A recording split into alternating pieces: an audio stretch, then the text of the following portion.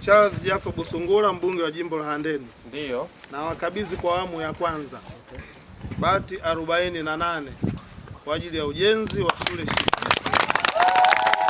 Ndugu zangu wana Lubungo, kwanza ni washukuru.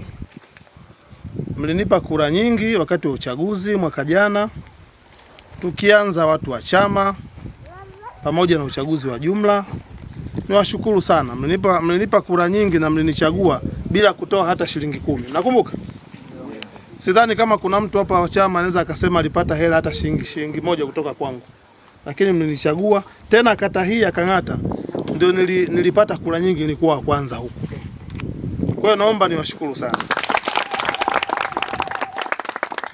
Sababu ile ndio inanifanya hata mkipiga simu moja tu, kwa sababu huyu ndugu wenu, diwani wenu huyu amenipigia simu, yani hata hajanipanga. Nimeona tu simu mara kwanza, kama kuna simu yangu inaita, ngoja nimpigie. Tampigia vipi, kuna nini? Bana, niko kwenye kikao hapa. Ndugu zetu wamejenga madarasa mawili, wanaomba support yako.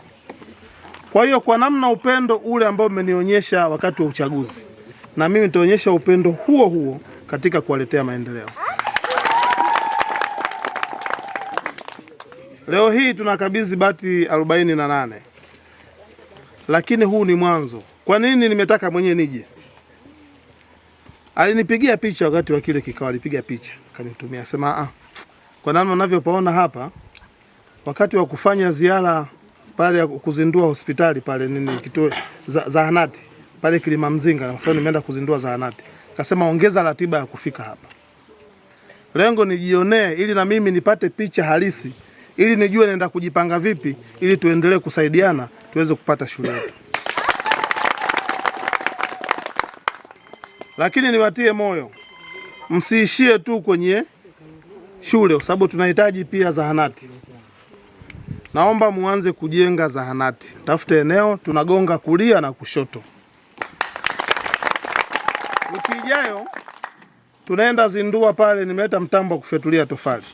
Nilikuwa nauliza hapa, naambiwa tofali zimetoka Handeni mjini. Kwa hiyo nimeleta mtambo kutoka China. Wiki ijayo tunaenda kutengeneza tofali kama 13-14 pale Kabuku ndani. Diwani kwa kushirikiana na viongozi wa chama wamekusanya simenti, wamekusanya mchanga tripu 40, wakakusanya simenti mifuko 200, na mimi mbunge wao nikachanga mifuko 200. Kwa hiyo nikaleta na mashine. Hivi ninavyosema sasa hivi inafungwa. Kwa hiyo wiki ijayo tunaenda zindua project kubwa sana ya kutengeneza matofali. Kwa hiyo maana yake, kwa nini nawapa huu mfano? Hata nyie mnaweza mkakubaliana, diwani ukachukua mawazo yenu hapa ya kujenga zahanati pamoja na kuongeza madarasa mengine.